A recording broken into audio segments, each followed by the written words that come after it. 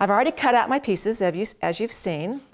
And now I have some of this famous paper, you know, my cheap stuff paper that I use as pattern paper, but seems to be the paper that I use for everything, including this process.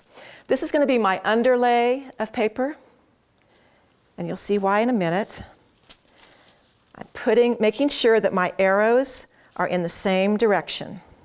Both of them are pointing that way, so I'm good to go. My naps are going in the same direction. In garment sewing, you always sew velvet so that you are sewing as the nap is lying down. But on a pillow, obviously you can't do that because you're sewing 4 sides in 4 directions. So we're not going to pin, we're not going to sew yet.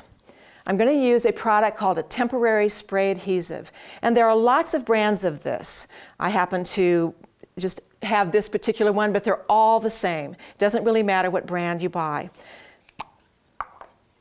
So I'm going to peel this back, and I'm actually going to spray some adhesive on the very edge seam allowances of this velvet.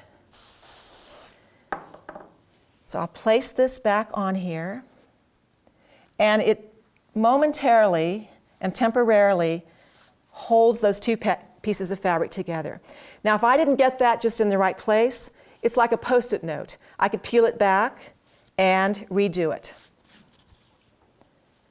Now remember, I'm only going to sew about 3 sides. Not really going to sew that 4th side. We learned that in the previous lesson when making pillows, because I have to leave an opening.